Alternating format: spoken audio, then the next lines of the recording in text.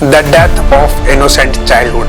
Technology ने कैसे बच्चों के जीवन को पूरी तरह से बदल दिया है।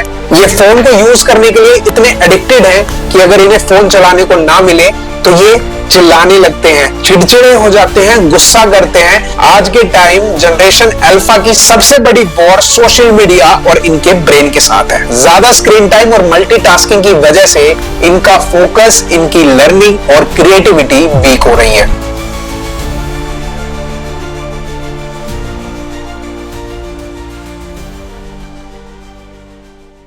बचपन एक ऐसी दुनिया जिसमें खुशियों के रंग होते हैं, जिसमें सपने बिना डर के देखे जाते हैं, लेकिन आज का बचपन कहीं खो गया है। इस मॉडर्न जमाने में टेक्नोलॉजी ने कैसे बच्चों के जीवन को पूरी तरह से बदल दिया है, ये समझना जरूरी है। आज हम बात करेंगे the death of innocent childhood पर और समझेंगे कि कैसे गैजेट्स और सोशल मीडिया ने एक प्योर और मासूम उम्र को प्रभावित किया है। अगर आप मेरी तरह 1990 से लेकर 2005 के बीच वाले टाइम में पैदा हुए हो तो आपको अच्छे से याद होगी वो सुबह जब हमें सुबह सुबह जबरदस्ती उठाया जाता था स्कूल के लिए और हम उठकर बस बेड पर 10 मिनट के लिए बैठे रहते थे।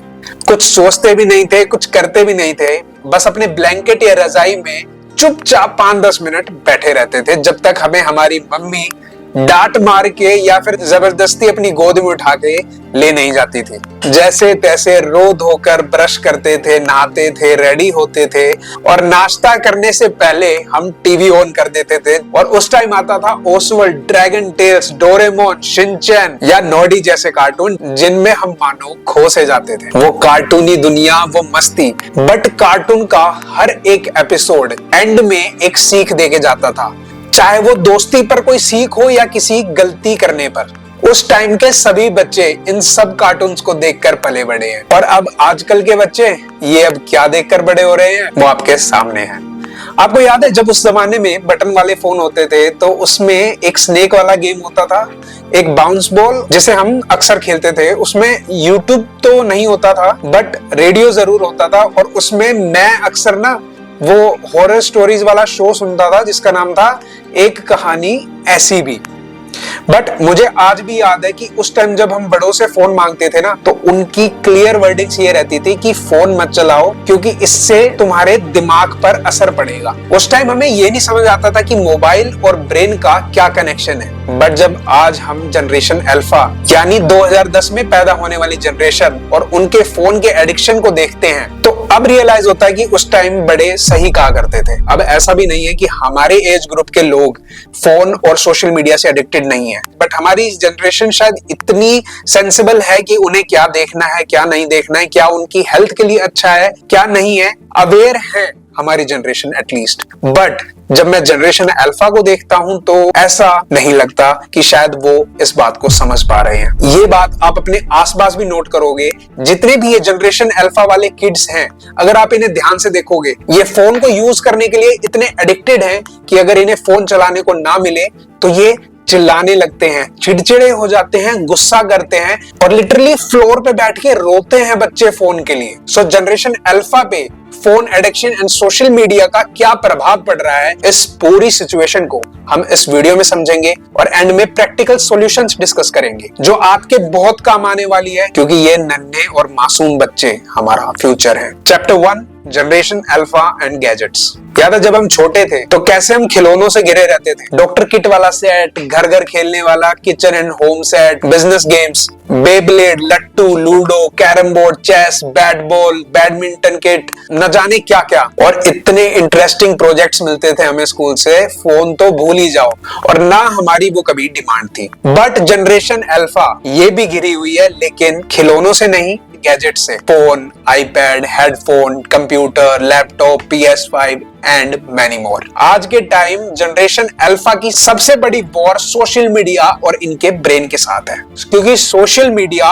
इनके ब्रेन को रोट कर रहा है। Chapter 2 brain rot. अगर आप अभी जाकर गूगल पर सर्च मारोगे Oxford word of the year 2024 तो आपके सामने आएगा ब्रेन रोट। ये एक 2024 में फेमस हुआ न्यू वर्ड है जिसका बेसिकली मीनिंग है वो सिचुएशन जहां हमारा माइंड कॉन्टिन्यूअस ओवर स्टिमुलेशन की वजह से डल और अनफोकस्ड हो जाता है, या इसका हिंदी में ही मतलब देखें तो दिमाग सड़ना। सोशल मीडिया में एंडलेस स्क्रॉलिंग और नॉन स्टॉप नोटिफिकेशंस के कारण हमारा दिमाग हर वक्त कुछ ना कुछ नया सीखना और कुछ ना कुछ नया देखना चाहता है, और ये एक तरह का डिजिटल एडिक्शन बन गया है। अब इसमें इनकी भी गलती क्या है? इनका पूरा बचपन शुरुआत से ही स्क्रीन्स के आसपास रिवॉल्व करता आया है। ये बचपन से टैबलेट, स्मार्टफोन्स, टीवी और यूट्यूब के एक्सपोजर में रहे हैं, बट इसके कॉन्सिक्वेंसेस भी तो यही भुगत रहे हैं। हर वक्त वीडियो गेम्स और तरह तरह के एप्स देखने की वजह से जनरेशन अल्फा का माइंड ओवर स्टिमुलेटेड हो रहा है, जिससे कांस्टेंट डोपामिन हिट्स मिलती हैं और अटेंशन स्पैन कम हो रहा है। ज्यादा स्क्रीन टाइम और मल्टीटास्किंग की वजह से इनका फोकस, इनकी लर्निंग और क्रिएटिविटी वीक हो रही है, और वर्चुअल इंटरेक्शन, सोशल स्किल्स और एम्पैथी को रिप्लेस कर रहा है। इस ओवर स्टिमुलेशन का असर इनके मेंटल हेल्थ पर तो पड़ ही रहा है, जिसमें एंजाइटी, रेस्टलेसनेस और डिससैटिस्फैक्शन जैसे इश्यूज शामिल हैं। Chapter 3, behavioural changes in alpha. Brain rot की प्रॉब्लम्स सिर्फ हमारे ब्रेन तक ही लिमिटेड नहीं रहती। रिमेंबर, ये चीजें उनके बिहेवियर, स्पीकिंग, लर्निंग और इमेजिनेशन पर भी इम्पैक्ट कर रही हैं। और अब हम जानेंगे कि उनका बिहेवियर कैसे बिगड़ रहा है। एक टाइम था जब हम अपने पापा से आंख मिलाने से भी डरते थे। गलती से मुंह से अरे यार भी निकल गया ना तो समझ लो वी आर डेड। एक हार्वर्ड स्टडी के मुताबिक over exposure to fast paced content उनकी अटेंशन स्पैन को कम कर रहा है। ये बचपन अब इंस्टेंट ग्रेटिफिकेशन का शिकार है। जो चीज एक क्लिक में ना मिले उसका मजा खत्म। इनफैक्ट ये तो अब हमारे एज ग्रुप के साथ भी प्रॉब्लम है। आपको पता है कि एवरेज ह्यूमन की अटेंशन स्पैन अब कितनी है? सिर्फ 8 सेकंड्स, जो कि एक गोल्ड फिश के अटेंशन स्पैन से भी कम है ना शर्म की बात? अभी तक पता नहीं कितने लोगों ने इस वीडियो को स्किप कर दिया होगा, या फिर अभी 2 मिनट पहले करने वाले थे, या फिर अब 2 मिनट बाद करने वाले हैं, और जो अभी तक रुका हुआ है उन्हें मेरा सलाम। पेरेंट्स के साथ कम्युनिकेशन गैप बढ़ रहा है और पीयर प्रेशर का इफेक्ट उनकी पर्सनैलिटी को रीशेप कर रहा है। इमोशनल इंटेलिजेंस और एम्पैथी जैसे ट्रेट्स अब धीरे धीरे फेड हो रहे हैं। क्या सच में अब यही तरीका है अपने पेरेंट्स के सैक्रिफाइसेस और उनकी मेहनत को थैंक यू बोलने का? रिस्पेक्ट, डिग्निटी, काइंडनेस, ह्यूमैनिटी तो अब पुराने गेम जैसे हो गए हैं, जिनकी सीडी अपने सीपीयू में कौन डाले इस पबजी और फास्ट गेमिंग के जमाने में। Chapter 4, novelty loop. गेमिंग से याद आया, ये जो भी जनरेशन अल्फा की हालत है ना, इनको बड़ी टेक कंपनीज बहुत अच्छे से नोटिस कर रही है। बट आपको क्या लगता है, वो इनको बचाना चाहती हैं? खुद ही सोच के देखो कि अगर एक सर्कस वाला अपने सभी बंद पिंजरों में जानवरों पर तरस करने लग गया तो वो खाएगा और कमाएगा क्या? इसी तरह टेक कंपनीज भी प्ले करती हैं। हर नए ऐप और गेम का पर्पस होता है ऑडियंस को अट्रैक्ट करना, उनको अपनी तरफ खींचना, और इसी नोवेल्टी लूप में जनरेशन अल्फा भी फंस चुकी है। डोपामिन स्पाइक्स इन्हें टेम्परेरी खुशी देते हैं, जिससे असली सेटिस्फैक्शन दूर हो गया है। नेशनल इंस्टीट्यूट ऑफ हेल्थ की एक रिसर्च बताती है कि स्क्रीन एडिक्शन का डायरेक्ट असर हमारी ब्रेन डेवलपमेंट पर पड़ता है, जिसमें डिसीजन मेकिंग और मेमोरी रिलेटेड एरियाज पर सबसे ज्यादा प्रभाव पड़ता है। Chapter 5, poison of gaming. एक टाइम पर हम लोग गेम्स के नाम पर गिल्ली डंडा, क्रिकेट, लूडो खेलना ये सब जानते थे, और कंप्यूटर गेम्स में GTA Vice City, San Andreas, Road Rash, Mario, Need for Speed ये सब गेम्स जानते थे। बट आज इतनी सारी गेम्स आ गई हैं, which is a good thing, but हर चीज का एक्सेस बुरा ही होता है। इतना बुरा कि गेमिंग जो एक फन का सोर्स होता था वो आज पॉइजन बन गया है। वर्ल्ड हेल्थ ऑर्गेनाइजेशन ने गेमिंग डिसऑर्डर को एक real mental health issue declare करा है। एक्सेसिव गेमिंग से नींद, हेल्थ और रिलेशनशिप्स पर गहरा असर पड़ता है, जो कि एक साइलेंट एपिडेमिक बन चुका है। पबजी, वैलोरेंट जैसे गेम्स में स्ट्रेटेजी सीखने की जगह गाली सीखना अब एक आम बात है। बट इसके पीछे भी सोशल मीडिया का ही आता है, जहां पे कुछ % लोग इसको खराब कर रहे हैं, and that is only because of over exposure of social media to the kids. Chapter 6, doomed kidfluence. एक नए कॉन्सेप्ट ने बच्चों को नई दिशा दी है, किडफ्लुएंसर्स। जरा इस वीडियो को देखिए। डू यू थिंक ऐसे छोटे बच्चों का डांस स्कूल्स में प्रमोट होना चाहिए? इनफैक्ट ये पेरेंट्स ही वीडियोस बनाकर वायरल कर रहे हैं। पर क्यों? क्योंकि सोशल मीडिया पर छोटे बच्चों का अपने पेरेंट्स के लिए एक रेवेन्यू मॉडल बन गया है, और इसका कितना बुरा असर है वो हम देख ही सकते हैं। एक यूनिसेफ की रिपोर्ट कहती है कि over exposure to social media उनकी self worth and self esteem को नेगेटिवली इंपैक्ट कर रहा है। बट एक चीज और भी ज्यादा डार्क और घिनौनी होती जा रही है, which is humour. Chapter 7, abusing and dark comedy.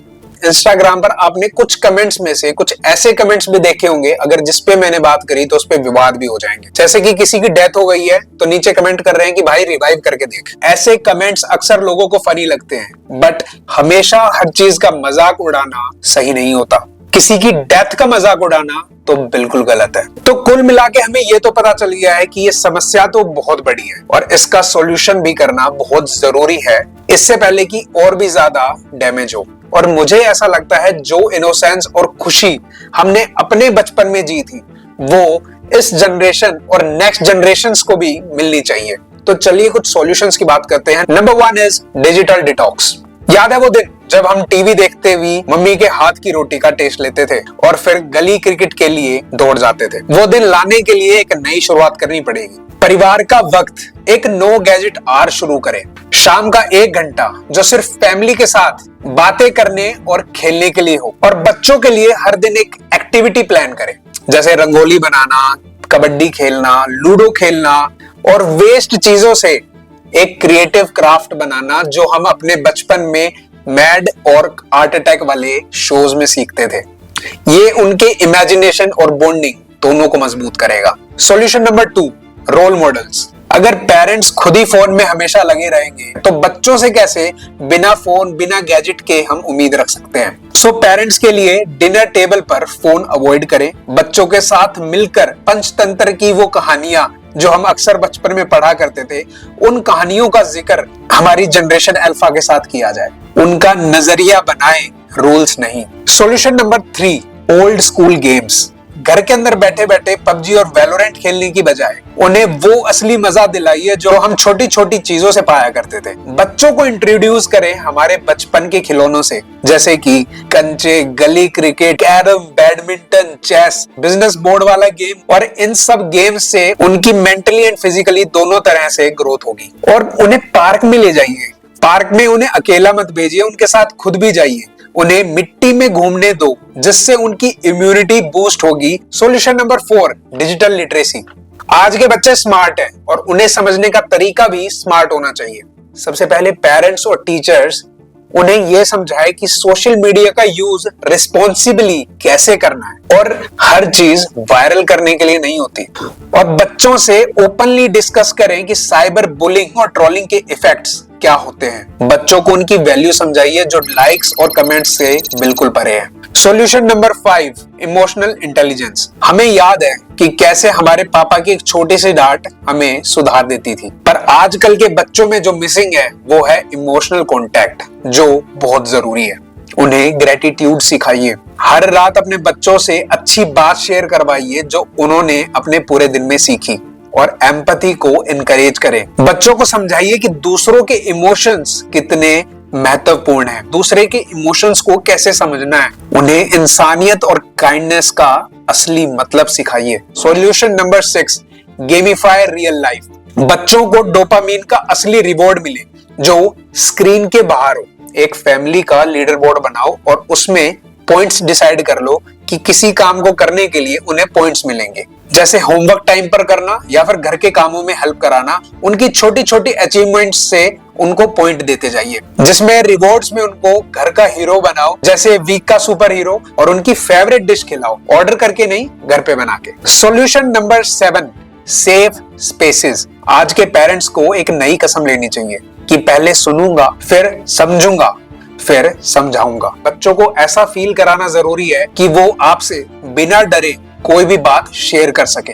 और बचपन एक ऐसी किताब है जो हर एक दिल के सबसे प्यारे किस्से लिखती है, पर आज गैजेट्स और सोशल मीडिया के डिस्ट्रैक्शंस के कारण वो किताब अधूरी रह गई है। आइए मिलकर वो किताब फिर से लिखते हैं, ताकि हमारी अगली जनरेशन वही खुशी, वही इनोसेंस और वही यादें जो हमने जी थी वो जी सके। क्योंकि जिंदगी की असली खुशी टेक्नोलॉजी के बाहर है, मिट्टी में खेलते और माँ के हाथ के खाने में और दोस्तों से की वो हंसी मजाक में है। आप लोगों को मैं एक रियल एग्जांपल बताता हूँ। मैंने एक बच्चा देखा जो फोन के लिए रो नहीं रहा था, and I was like curious कि ये क्यों नहीं रो रही है फोन के लिए। मैंने उनसे पूछा कि ये फोन के लिए क्यों नहीं रो रही है। सो उनका ना एक बड़ा ही इंटरेस्टिंग सा जवाब था। उन्होंने ये बोला कि हमने ना कभी भी अपनी बेबी गर्ल है जो उनकी, उसके सामने कभी ये प्रिटेंड नहीं किया कि फोन या फिर लैपटॉप, कंप्यूटर, कोई भी स्क्रीन है, कोई भी गैजेट है, उससे हमें एंटरटेनमेंट मिलता है, ऐसा कभी उन पेरेंट्स ने अपनी बेबी गर्ल के आगे प्रिटेंड कभी नहीं करा। उसको सिर्फ पूरे दिन में वो बता रहे थे अपनी बेबी गर्ल को एक कार्टून दिखाते हैं, वो भी 20 to 30 मिनट्स, बस उसके अलावा कुछ भी नहीं। उसके सामने कभी भी वो फोन यूज नहीं करते, कभी भी वो फोन चला के रील्स देख के हंसते नहीं है, या कुछ भी ऐसा नहीं करते जो उसको एक्सपोजर दे इस चीज को लिए। और ये सुनकर मैं बहुत ही शॉक्ड था कि ऐसा कुछ भी पेरेंट्स करते हैं अपने बच्चों के लिए। सो मुझे भी लगता है कि ऐसा ही कुछ हमें भी अपने छोटे नन्हे मुन्ने बच्चों के लिए ऐसा कुछ पर्सपेक्टिव करना चाहिए, और उन्हें सोशल मीडिया से एटलीस्ट दूर रखना चाहिए, एटलीस्ट उन्हें अपना बचपन जीना चाहिए। फोन चलाने के लिए तो पूरी उम्र पड़ गया, क्योंकि आज भी हमें अपना वो बचपन बिताया हुआ याद आता है, जो हमारे हंसी मजाक, जो हमारे गेम्स हुआ करते थे, वो कभी लौट कर नहीं आएंगे, वो यार दोस्त कभी लौट कर नहीं आएंगे। बस वही बचपन की यादें हैं जो आज हमारे साथ हैं। So thank you so much everyone. आप सभी का बहुत बहुत धन्यवाद, आपने मुझे यहाँ तक सुना। आपको ये वीडियो कैसी लगी प्लीज कमेंट बॉक्स में लिख के जरूर बताना।